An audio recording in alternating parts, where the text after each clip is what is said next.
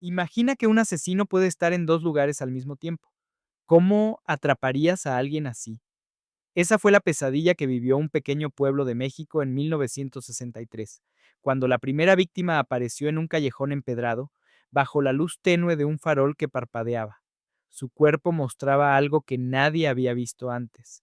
En el pecho, marcado con hierro candente, una espiral doble como dos serpientes entrelazadas. No había huellas, no había testigos, y, sin embargo, horas antes, varios vecinos aseguraban haber visto al mismo hombre en la plaza, bebiendo café y saludando con una sonrisa tranquila. El misterio comenzó aquella madrugada, y desde entonces una pregunta ha perseguido a todos. ¿Cómo detener a un asesino que parece estar en todas partes? ¿Qué habrías hecho tú en esta situación? Escríbelo en los comentarios. En 1963, el pueblo de San Esteban de la Sierra era un rincón olvidado entre montañas y campos de maíz, donde la vida se medía por el tañido de la campana de la iglesia y por el ritmo del mercado dominical. Apenas 2000 habitantes, todos conocidos entre sí, todos acostumbrados a ver los mismos rostros cada día. Las calles eran de piedra irregular, las fachadas de cal desmoronada, y en las noches se escuchaba más a los grillos que a los autos. Era un lugar donde la gente aún dejaba las puertas abiertas, confiada en que nada podía romper esa calma. Los hombres se reunían en la cantina para hablar de política o del clima. Las mujeres organizaban novenas y fiestas patronales. Los niños jugaban descalzos en los charcos tras la lluvia. El recuerdo de la revolución aún se respiraba en los abuelos que contaban viejas historias, pero para la nueva generación la violencia era cosa de las ciudades grandes, no de un pueblo como el suyo. Todo cambió la madrugada del 14 de mayo. El cuerpo apareció en un callejón estrecho, a pocos metros de la iglesia. Era un hombre de unos 30 años, campesino, conocido por todos, Alonso Méndez, trabajador de los campos de caña. Su muerte no habría sido tan desconcertante de no ser por los detalles que la rodeaban. Había sido degollado con precisión quirúrgica, y en el pecho se veía aquella marca imposible de ignorar, una espiral doble quemada con un hierro al rojo vivo. La piel aún olía a carne chamuscada cuando el comisario del pueblo, Benjamín Duarte, llegó al lugar con una linterna de pilas gastadas. Los vecinos se agolparon alrededor, algunos santiguándose, otros en silencio, mirando con horror. La espiral no tenía sentido, no era un símbolo religioso ni algo que nadie reconociera. Una mujer gritó que aquello era obra del demonio, y pronto los rumores corrieron más rápido que el propio amanecer. La investigación comenzó torpemente. El comisario Duarte interrogó a varios testigos. Tres de ellos aseguraron haber visto a Alonso entrando al callejón poco después de medianoche, acompañado de un hombre alto, delgado, con sombrero ancho. Pero al mismo tiempo, otros juraban que ese mismo hombre estaba sentado en la plaza, riéndose con un grupo de amigos en la cantina El Gallo Rojo. La contradicción confundió a todos. El cantinero dijo que lo vio bebiendo mezcal hasta la una. Una pareja afirmó haber cruzado palabras con él cerca de la plaza en ese mismo intervalo. ¿Cómo podía entonces haber guiado a Alonso hacia la muerte en un callejón a esa misma hora? La policía estatal, avisada de inmediato, envió dos agentes desde la capital del estado. Al llegar, descartaron la versión de que un mismo hombre estuviera en dos sitios distintos. Para ellos, los testigos estaban nerviosos y confundidos, pero la gente del pueblo conocía bien sus caras. No podían haberse equivocado. La tensión creció cuando, al día siguiente, otra vecina declaró que vio al supuesto sospechoso caminando hacia su casa con una lámpara de aceite. Lo extraño era que esa misma persona la había saludado minutos antes desde la puerta de la iglesia. Era él, estoy segura. No pueden decirme que no lo fue. Lo vi con estos ojos, repetía la mujer entre sollozos. La versión de los dos lugares a la vez empezó a instalarse en la mente de todos. Los rumores crecieron. Algunos decían que era un brujo capaz de desdoblarse, otros que un espíritu había poseído a alguien del pueblo. El comisario, hombre racional, se negaba a creer esas historias, pero tampoco tenía respuestas.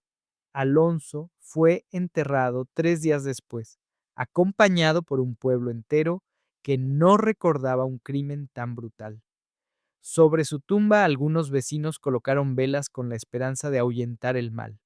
Lo que no sabían era que esa espiral doble no era un accidente ni un mensaje aislado. Era apenas el inicio de una serie de horrores que convertirían a San Esteban de la Sierra en un lugar maldito. La tranquilidad del pueblo había terminado. Y lo más inquietante era que el asesino, quienquiera que fuese, parecía estar siempre cerca, visible, sonriente, como si se burlara de todos a plena luz del día. Los hermanos Raúl y Ramiro Castañeda nacieron en 1935, en una casucha de adobe levantada a las afueras de San Esteban de la Sierra. Su madre, doña Mercedes, era una mujer de carácter fuerte pero enfermiza, que sobrevivía lavando ropa ajena en el río. Su padre, Eusebio Castañeda, era jornalero y bebedor, conocido por sus arrebatos violentos. Desde pequeños los gemelos aprendieron a vivir entre gritos, golpes y silencios que pesaban más que el hambre. Lo primero que todos notaban de los niños era su semejanza perfecta. Desde bebés era casi imposible distinguirlos. Doña Mercedes, para diferenciarlos, les ponía hilos de colores en las muñecas, azul para Raúl, rojo para Ramiro, pero con el tiempo ni ella misma podía estar completamente segura de quién era quién. Esa confusión se convirtió en un juego para los gemelos. Con apenas 6 años, ya habían desarrollado un placer perverso en engañar a los vecinos, intercambiando lugares en la escuela, en la iglesia, incluso en casa. La violencia del padre fue otro de los sellos de su infancia. Eusebio descargaba su frustración con los niños, golpeándolos con el cinturón o con la hebilla de hierro. Una noche, en plena borrachera, los arrastró al corral y los obligó a pelear entre ellos como animales. El fuerte merece vivir, el débil morirá de hambre, les gritaba. Aquella noche, bajo la luna fría, los gemelos se golpearon con rabia hasta sangrar, y aunque después se abrazaron llorando, algo quedó marcado para siempre, la idea de que el dolor era inevitable, casi necesario. A los 10 años ya mostraban signos de crueldad. Mientras otros niños cazaban pájaros con resorteras, ellos atrapaban gatos callejeros para observar cómo reaccionaban ante distintas formas de tortura. Esa curiosidad mórbida no era simple maldad infantil, era un pacto silencioso entre los dos. Cuando uno sentía miedo o dudas, el otro lo empujaba hacia adelante, recordándole que eran uno solo. Lo que más inquietaba a los vecinos era la frialdad con que los gemelos se observaban mutuamente. Había una especie de complicidad silenciosa. Bastaba una mirada para entenderse. Los maestros se quejaban de que parecían burlarse de todos, intercambiándose lugares en los exámenes, o culpándose uno al otro hasta que nadie sabía quién había hecho qué. Esa habilidad para confundirse con el espejo del otro se convirtió en su primera arma. En 1948, cuando tenían 13 años, su padre desapareció. Algunos decían que lo mataron en una riña de cantina, otros que huyó con otra mujer. Lo cierto es que los gemelos nunca mostraron dolor. Al contrario, su vínculo con la madre se volvió más frágil y poco a poco comenzaron a vagar por las calles a cualquier hora, como si fueran dueños de la noche. Los rumores empezaron a circular cuando un anciano del pueblo los acusó de robarle gallinas. Al día siguiente, el hombre apareció con el rostro golpeado y sin recordar lo ocurrido. Eran dos, pero parecían uno. Murmuraba entre dientes como si hubiera visto un espectro. Nadie le creyó del todo porque en aquel entonces los gemelos aún eran adolescentes, pero esa fue la primera vez que el pueblo escuchó la expresión que años después se volvería siniestra: demonios gemelos. En la adolescencia, los Castañeda comenzaron a viajar a otros pueblos vecinos. Allí se dedicaban a trabajos temporales, cargadores en los mercados, peones de campo, ayudantes de carpintería, siempre juntos, siempre inseparables. Esa vida itinerante les dio lo que necesitaban, anonimato. Si en un lugar alguien recordaba a Raúl, en otro aseguraban haber tratado a Ramiro. El resultado era un rastro confuso, un rompecabezas que nadie podía armar. Lo que los distinguía no era solo su parecido, sino la manera en que lo usaban. Mientras uno se mostraba abiertamente en fiestas, tabernas o plazas, el otro se escabullía en las sombras, cometiendo actos que parecían imposibles de atribuirle a alguien con coartada pública. En una ocasión, cuando tenían 17 años, un joven fue atacado brutalmente en un callejón durante la feria del pueblo. Muchos juraban que Raúl estaba bailando con una muchacha en la plaza al mismo tiempo. Ramiro, por supuesto, estaba en otro sitio. La víctima sobrevivió, pero nunca pudo explicar cómo su agresor tenía el mismo rostro que el muchacho que vio riendo entre la multitud. Ese fue el ensayo de lo que vendría después, un juego retorcido de espejos, donde la verdad se diluía entre dos rostros idénticos. Ya en su adultez temprana, los gemelos habían perfeccionado su estrategia. Uno de ellos se convertía en el espejo público, visible en cafés, mercados y cantinas, saludando, bebiendo, dejando huellas claras de su presencia. El otro era la sombra, el que seguía a las víctimas, el que actuaba en silencio. Luego intercambiaban roles sin que nadie lo notara, convirtiéndose en un enemigo imposible de atrapar. Su crueldad adquirió un rasgo único: no mataban con rapidez. Al contrario, buscaban prolongar el sufrimiento. Fue en esa época cuando descubrieron el ritual que los haría inconfundibles: calentar barras de hierro en braseros improvisados hasta que el metal brillara al rojo vivo, y después marcar la piel de sus víctimas con la doble espiral. Para ellos era más que un símbolo, era la representación de su unión, de su identidad compartida, una firma indeleble que decía al mundo que no había un asesino, sino dos reflejos inseparables. El año de 1963 sería el punto de no retorno. San Esteban de la Sierra aún no lo sabía, pero los gemelos ya habían elegido a su primer objetivo. El pueblo entero estaba a punto de convertirse en el tablero de un juego macabro, y nadie sospechaba que el monstruo tenía dos rostros idénticos. La muerte de Alonso Méndez no fue un hecho aislado. Apenas 3 semanas después, el 2 de junio de 1963, otro cadáver apareció en San Esteban de la Sierra. Esta vez no fue un campesino en un callejón oscuro, sino una mujer joven hallada a plena luz del día, en un camino polvoriento que conectaba el pueblo con las milpas. Se llamaba Dolores Herrera. Tenía 22 años y trabajaba como costurera.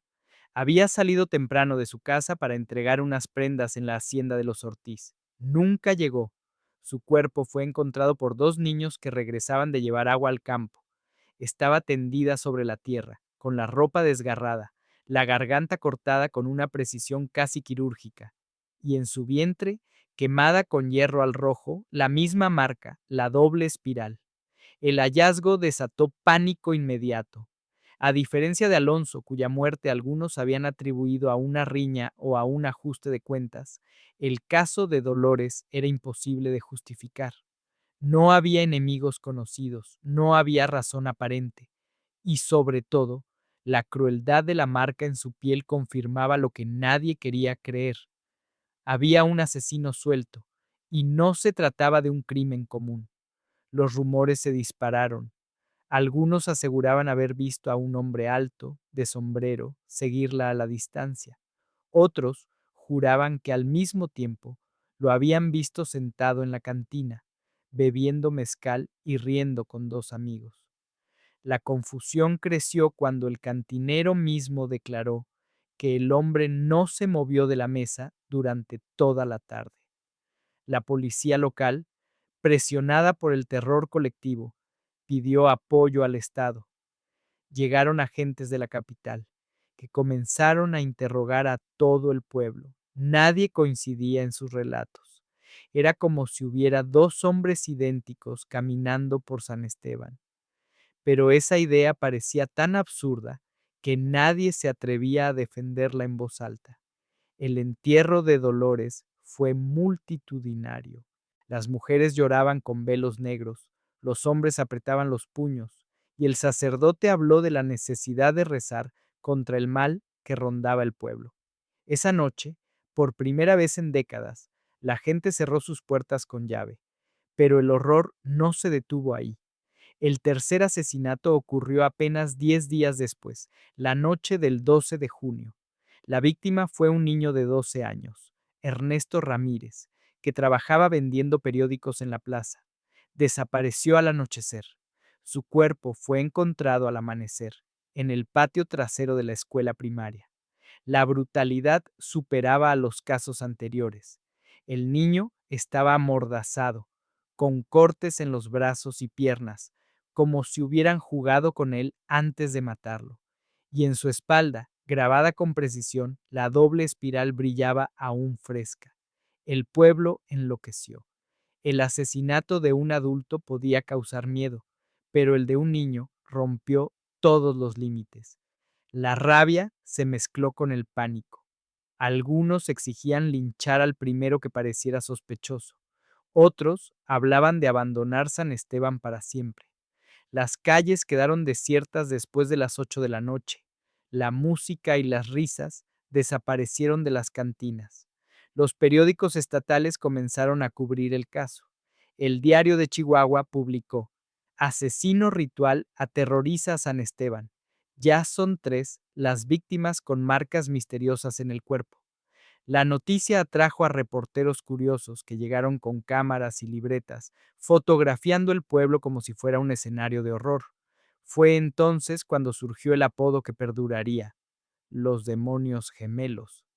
Nadie sabía aún que se trataba de dos hermanos, pero las contradicciones en los testimonios, un mismo rostro visto en dos lugares distintos, inspiraron la idea de que era un ser sobrenatural, capaz de duplicarse. Algunos decían que era el diablo en persona, otros que era un castigo por los pecados del pueblo. Mientras tanto, los verdaderos culpables, Raúl y Ramiro Castañeda, observaban desde las sombras. Se mezclaban con la multitud en los funerales, escuchaban los rezos e incluso consolaban a los familiares. Nadie sospechaba de ellos porque siempre había un testigo dispuesto a jurar que los había visto en otro lugar en el momento del crimen.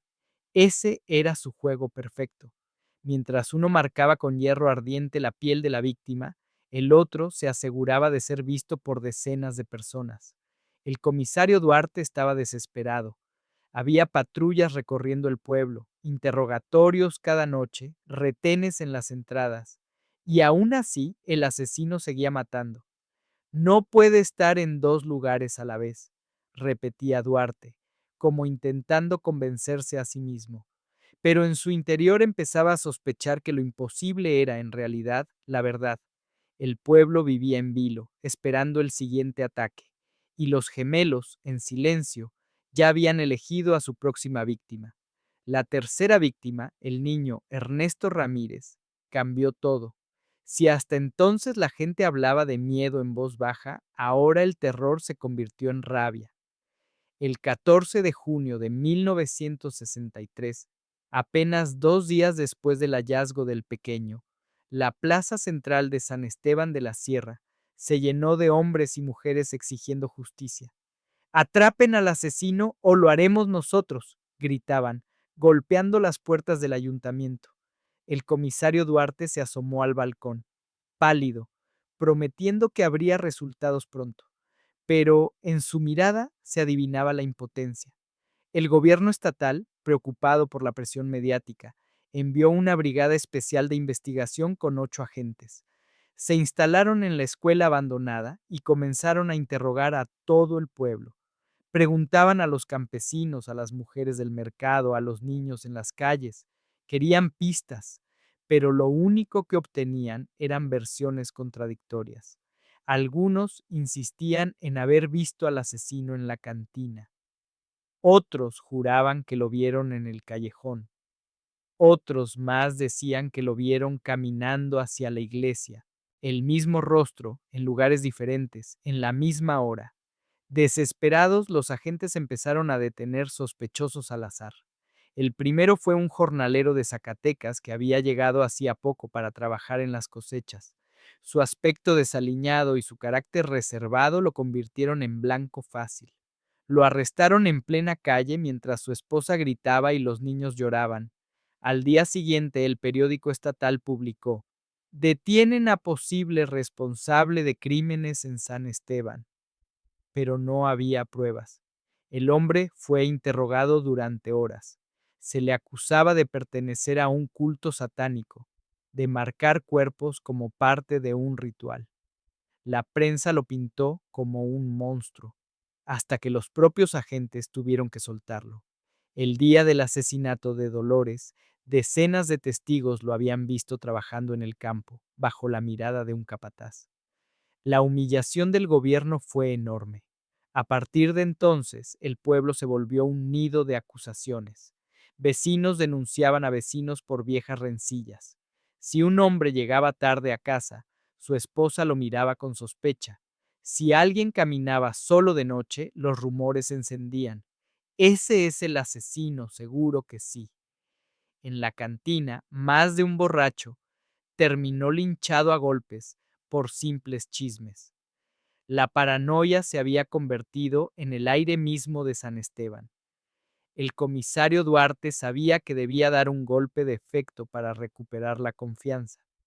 La noche del 18 de junio, la policía detuvo a 3 jóvenes acusados de andar merodeando cerca de la escuela. Eran estudiantes que regresaban de jugar cartas, pero los encerraron igual. La multitud se reunió frente a la comisaría pidiendo sangre. Duarte salió con voz firme: "Los tenemos. El pueblo puede dormir tranquilo".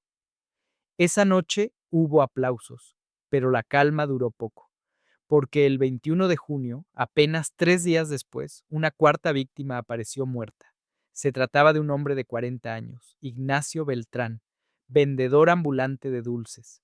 Lo hallaron colgado de un árbol en las afueras del pueblo, con la garganta abierta y la espiral doble marcada en la frente.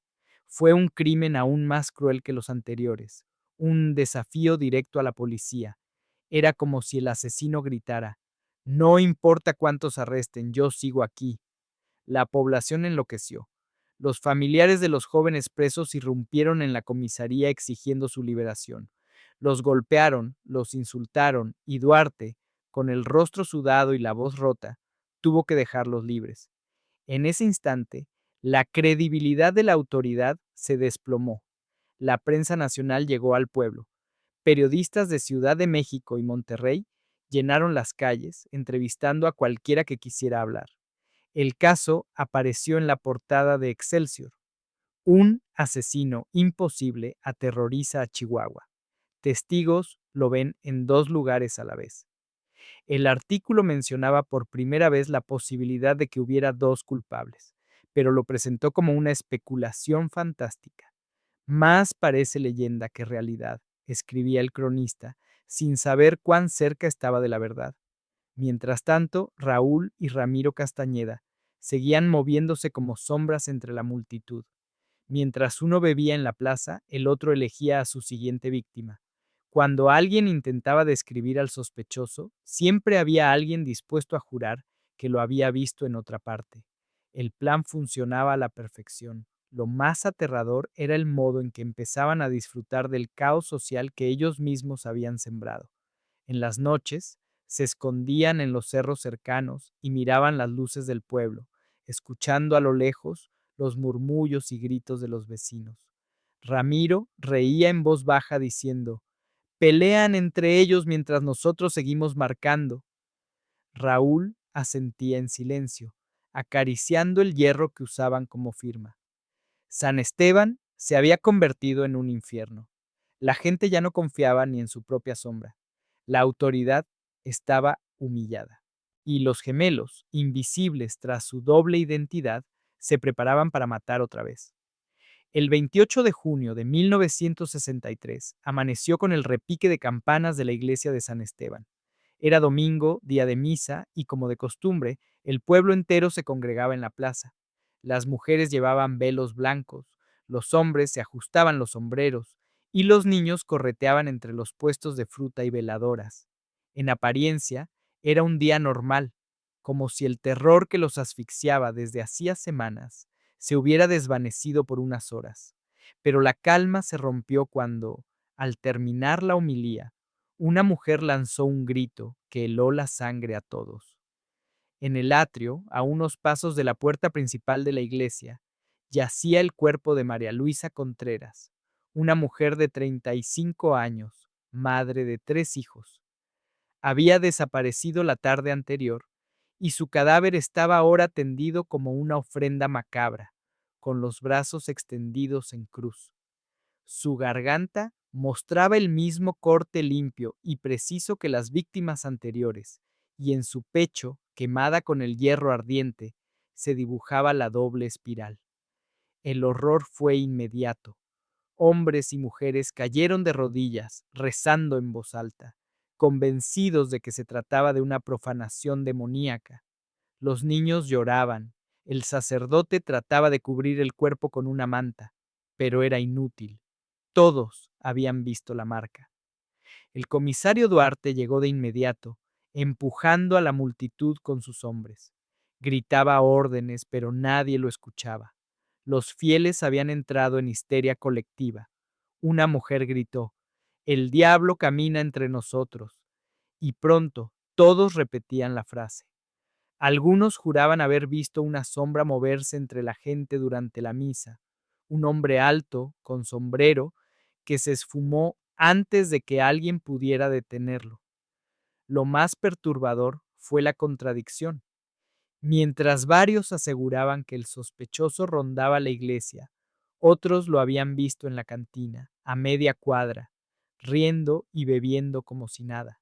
Otra vez, el asesino parecía estar en dos lugares a la vez. El caso de María Luisa desató el pánico religioso. Esa misma tarde, decenas de familias organizaron procesiones improvisadas, rezando rosarios por las calles, cargando imágenes de santos y vírgenes, implorando protección. Los más fanáticos acusaban al comisario y a la policía de estar vendidos al demonio. Hubo intentos de linchamiento contra supuestos sospechosos, hombres que habían tenido pleitos antiguos con la víctima. El pueblo se convirtió en un campo minado de acusaciones y odio. La prensa, fascinada por el morbo, publicó titulares cada vez más sensacionalistas. El asesino desafía a Dios. Crimen frente a la iglesia. Los reporteros describían a San Esteban como un lugar maldito, una tierra poseída por el mal. La noticia llegó hasta la Ciudad de México, donde locutores de radio narraban los hechos como si fueran una historia de terror. Mientras tanto, Raúl y Ramiro Castañeda observaban desde la sombra de una casa abandonada frente a la plaza. Habían dejado el cuerpo allí deliberadamente, como un desafío, como un mensaje claro. Podían matar donde quisieran, cuando quisieran, sin importar la vigilancia. Ramiro reía con los ojos brillantes. Ya no temen a un hombre, temen a un demonio. Raúl, más silencioso, respondía. Eso nos da más poder que cualquier cuchillo. El terror se volvió palpable en la vida cotidiana. Las familias ya no dejaban salir a sus hijos ni para ir a la escuela. Las noches se volvieron insoportables. Cualquier ruido, cualquier sombra era suficiente para desatar gritos y rezos. Los hombres se armaban con machetes, las mujeres ponían velas en las ventanas. Nadie confiaba en nadie. El comisario Duarte, al borde del colapso, pidió refuerzos federales. El gobierno envió más hombres, pero ni ellos lograron controlar el caos. Instalaron retenes en las entradas del pueblo, revisaron casas, interrogaron a forasteros. Nada. El asesino seguía invisible. Lo que nadie sabía era que la estrategia de los Castañeda era demasiado simple y a la vez perfecta. Mientras uno se mostraba en público rodeado de testigos que después darían fe de su inocencia, El otro actuaba con calma quirúrgica, cometiendo el crimen. Luego cambiaban de rol, confundiendo aún más a todos. Para el pueblo era como si existiera un solo ser con el don de la ubicuidad. Para ellos era el juego perfecto. El asesinato de María Luisa marcó un antes y un después. Ya no se trataba solo de muertes, sino de un desafío directo al corazón espiritual de San Esteban. Los fieles comenzaron a hablar de una maldición, de un pacto con el diablo, y el nombre de los demonios gemelos empezó a repetirse en voz baja, como un susurro que nadie quería pronunciar en público, pero todos tenían en mente. Y mientras la fe se quebraba y la comunidad se hundía en el miedo, Raúl y Ramiro ya planeaban la siguiente jugada.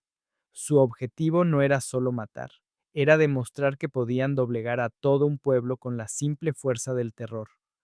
Julio de 1963 llegó con un calor sofocante que pegaba en los muros de adobe y hacía hervir la tierra. Pero ni el sol implacable podía disipar el frío que sentía San Esteban en la espalda.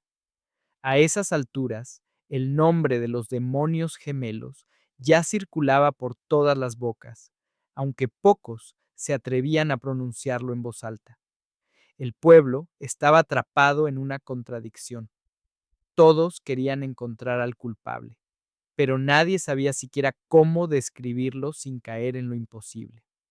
El 5 de julio ocurrió algo que consolidó el mito.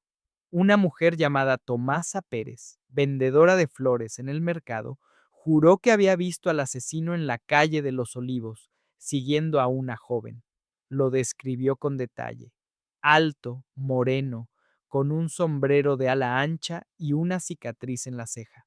Minutos después, otra persona, un campesino llamado Julián Morales, afirmó haber conversado con ese mismo hombre en la plaza central, a más de 500 metros de allí, a la misma hora. El comisario Duarte anotó ambos testimonios en su libreta, desesperado. ¿Cómo podían coexistir dos versiones tan claras y al mismo tiempo tan opuestas? En cualquier otra circunstancia habría descartado una de ellas como error de percepción, pero en San Esteban nada parecía imposible. Las contradicciones se multiplicaban. Una niña aseguró que el asesino le regaló un caramelo frente a la escuela, mientras otro testigo afirmaba que lo vio entrando en la cantina en ese mismo instante. Dos hombres pelearon en la plaza porque uno insistía en que lo había visto junto al río y el otro aseguraba que estaba al lado de la iglesia. Nadie podía demostrar nada, pero todos estaban convencidos de su propia verdad. Los periódicos aprovecharon el caos. Excelsior tituló El asesino de San Esteban, un fantasma que se duplica. Los reporteros entrevistaban a cualquier vecino y publicaban relatos inverosímiles, que podía caminar sin dejar huellas, que se transformaba en sombra, que hipnotizaba a las víctimas. El caso dejó de ser un asunto policial para convertirse en una leyenda viva. Mientras tanto, Raúl y Ramiro Castañeda se movían con precisión quirúrgica. Habían perfeccionado su juego de espejos. Mientras uno estaba en la cantina, asegurándose de que lo vieran docenas de personas, el otro seguía a una víctima en silencio. Luego cambiaban de roles y cada testigo aportaba una versión distinta. Así, cada relato terminaba confirmando la imposibilidad de atraparlos. El 10 de julio, otra muerte estremeció al pueblo. El cuerpo de un joven músico, Esteban Ruiz, apareció en un establo abandonado. Había desaparecido tras tocar su guitarra en la plaza. Lo encontraron con la garganta cortada y en su brazo la doble espiral marcada con hierro ardiente. El detalle más aterrador fue que decenas de personas juraban haber visto a Esteban caminando hacia su casa acompañado por un hombre con sombrero, pero al mismo tiempo otros aseguraban que ese mismo hombre estaba riéndose con los músicos en la cantina. La confusión alcanzó un punto sin retorno. La gente comenzó a creer, de verdad, que el asesino tenía la capacidad de estar en dos lugares a la vez. El comisario Duarte estaba al borde del colapso. Durante una reunión improvisada en el ayuntamiento, golpeó la mesa con el puño y gritó, "No puede ser magia, debe haber una explicación". Pero sus hombres lo miraban con los ojos vacíos. Ninguno creía ya en la lógica. El sacerdote del pueblo alimentó la idea sobrenatural desde el púlpito. Durante una misa, declaró: este asesino no es un hombre, es un castigo enviado por el demonio, una sombra que se multiplica para tentarnos. Las palabras del cura fueron como gasolina en un incendio. La gente comenzó a organizar vigilias con velas, procesiones nocturnas, oraciones colectivas, pero también surgió un lado más oscuro, la cacería de brujas. Cualquier forastero era sospechoso, cualquier vecino callado era señalado. Raúl y Ramiro observaban todo con deleite. Su plan había funcionado mejor de lo que esperaban.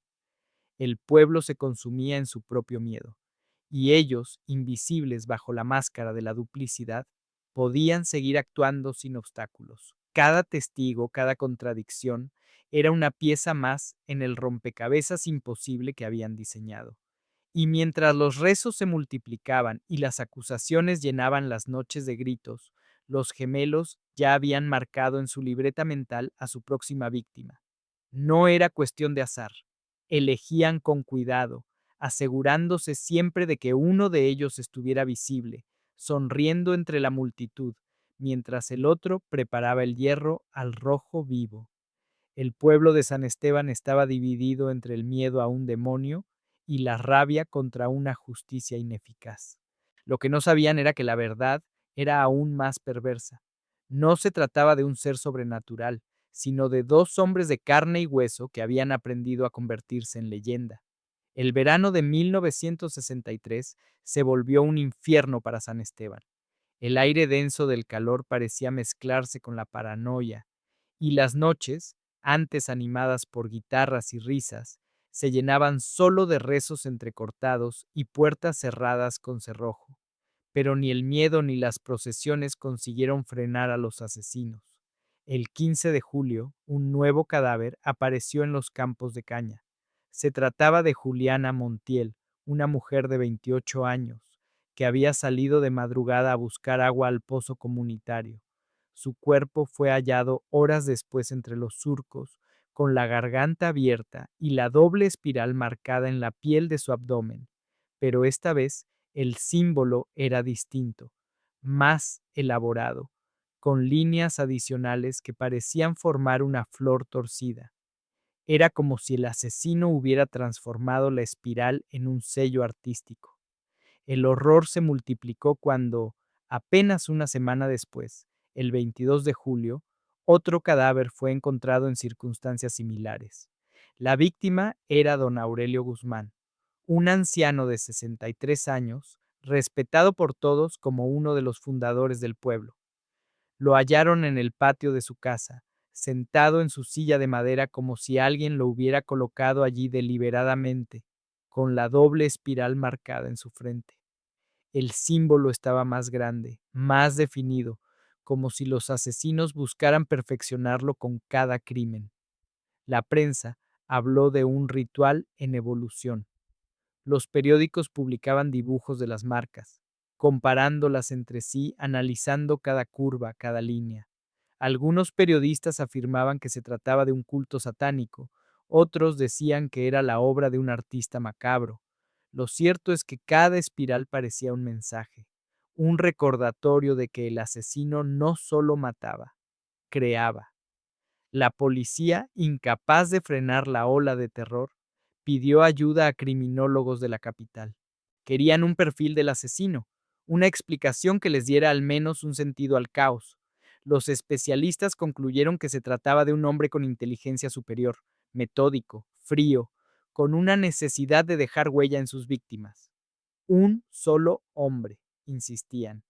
Pero ese era el error. Ninguno sospechaba que eran dos. Mientras tanto, los gemelos Raúl y Ramiro Castañeda disfrutaban de la confusión.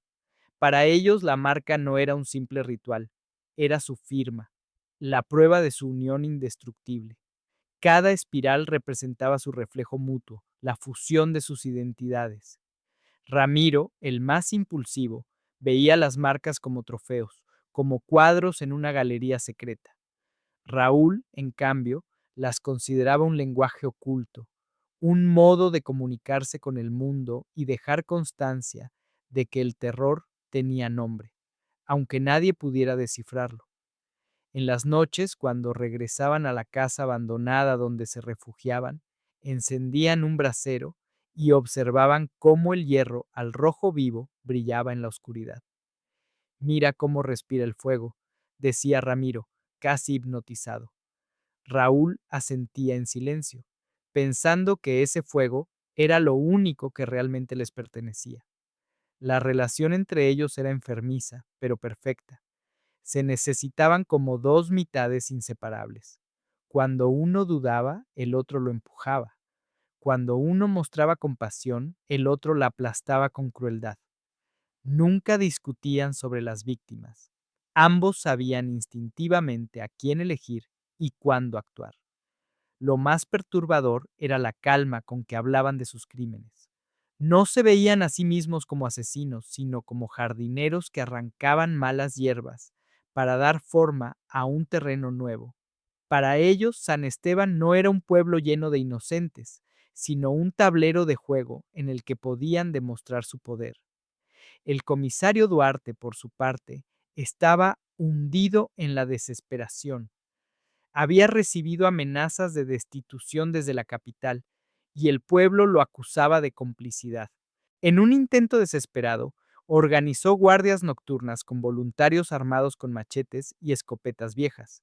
Pero esas patrullas solo sirvieron para sembrar más miedo. Cualquier sombra era tomada por el asesino, y más de un inocente terminó golpeado por error. Los especialistas de la capital regresaron con un informe que dejó al pueblo aún más inquieto. El asesino es meticuloso, pero no actúa solo por matar. Busca reconocimiento. Sus marcas no son un capricho, son un lenguaje. Si no se le detiene pronto, aumentará la frecuencia y la brutalidad de los crímenes. Y así fue. Raúl y Ramiro, como si hubieran escuchado aquellas palabras, ya preparaban su siguiente movimiento. Sabían que el pueblo estaba al borde de la locura, que la fe se quebraba, que la policía estaba humillada.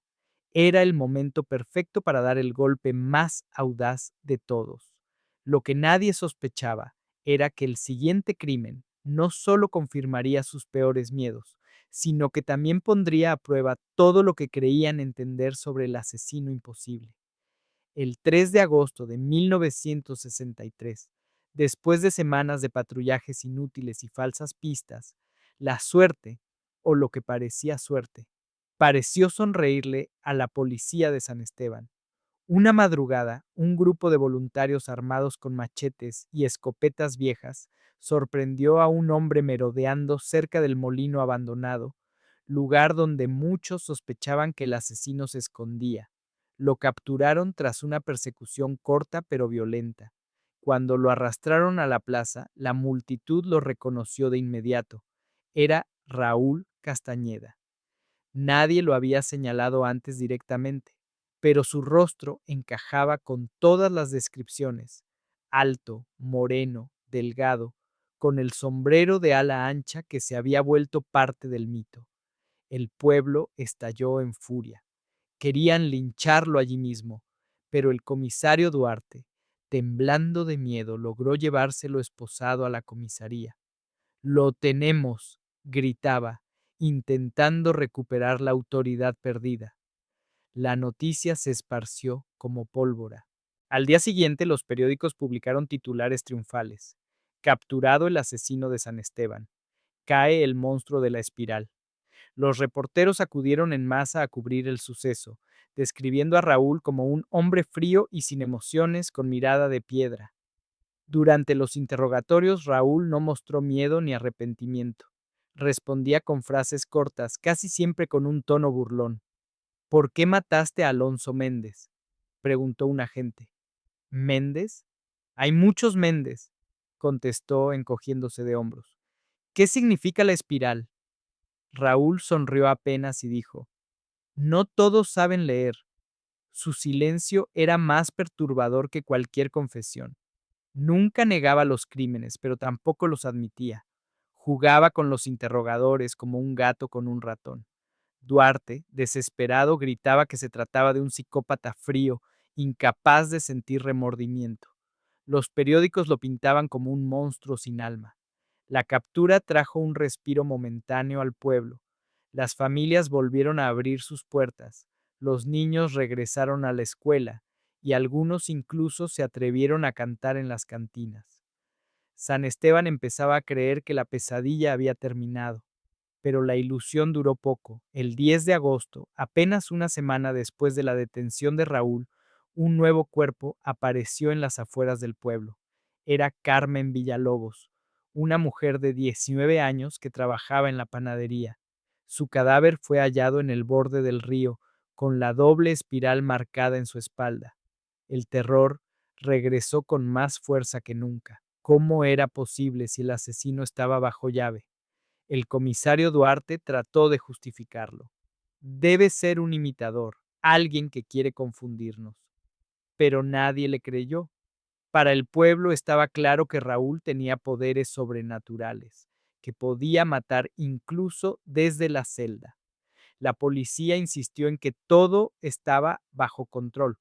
Organizaron un juicio rápido para demostrar que tenían al culpable. El 18 de agosto, Raúl fue presentado ante el Tribunal del Estado. La sala estaba abarrotada de periodistas y curiosos. Cuando lo subieron al estrado, mantuvo la misma expresión imperturbable, mirando a la multitud como si todos fueran insectos. El fiscal lo acusó de 7 asesinatos, presentando testimonios y pruebas circunstanciales. Pero lo que más impactó fue el silencio de Raúl. No se defendió, no pidió perdón, no mostró arrepentimiento. Solo dijo una frase antes de que lo llevaran de vuelta a la celda. Yo no estoy solo. Aquella declaración fue interpretada como una amenaza, una manera de infundir más miedo. Nadie entendió su verdadero significado, que no era el único responsable, que había otro igual a él, libre, invisible, listo para seguir matando. Y así fue. El 22 de agosto, otra víctima apareció en el patio de la escuela primaria. Un maestro de 30 años con la espiral doble marcada en el rostro. El pueblo enloqueció. ¿Cómo podía seguir ocurriendo? ¿Cómo podía un hombre encarcelado seguir matando? La verdad, demasiado monstruosa para ser aceptada, estaba frente a todos. Pero nadie la veía. Nadie sospechaba que Raúl tenía un hermano idéntico, Ramiro, que seguía libre y burlándose de todos, demostrando que San Esteban no estaba a salvo. La justicia había cometido un error fatal, había atrapado solo la mitad del mal. La noche del 30 de agosto de 1963, el aire de San Esteban estaba tan cargado de miedo que nadie se atrevía a salir. El pueblo había quedado dividido entre dos bandos, quienes creían que el asesino seguía libre y quienes sostenían que Raúl, desde la cárcel, poseía algún poder oscuro para continuar matando. Nadie hablaba ya de justicia, se hablaba de maldición, de castigo divino. Esa madrugada, un grupo de jóvenes que se había atrevido a vigilar los caminos descubrió algo que borró cualquier ilusión de seguridad. En medio del atrio de la iglesia, el mismo lugar donde semanas antes había aparecido María Luisa Contreras, yacía el cuerpo de reverendo Manuel Ortiz, el sacerdote del pueblo. La escena fue la más perturbadora de todas. El reverendo estaba sentado en su propia silla de misa, vestido con sotana negra, pero con el rostro destrozado por cortes profundos. En su pecho, la doble espiral se extendía como una obra de arte macabra, quemada con tal precisión que parecía haber sido trazada con compás. Sobre sus manos rígidas habían colocado un crucifijo invertido, un gesto que todos interpretaron como una burla directa a la fe del pueblo. El grito colectivo fue indescriptible. Hombres, mujeres y niños se arrodillaron en la plaza, rezando a gritos, llorando, convencidos de que ya no había salvación. La muerte del sacerdote fue interpretada como el triunfo del mal absoluto. Si el asesino podía profanar incluso a un hombre de Dios, entonces no había esperanza. El comisario Duarte llegó corriendo con sus hombres, incapaz de sostenerse en pie al ver la escena. Sabía lo que significaba. Con Raúl encerrado en la celda, No podía ser él quien hubiera cometido ese crimen. Pero ¿cómo explicar lo que todos estaban viendo? Duarte, entre lágrimas, murmuró, no es uno, son dos. Pero sus palabras se perdieron en el ruido de la multitud. Nadie quería escuchar una explicación lógica. Era más fácil creer en demonios que aceptar que la justicia había fallado desde el principio.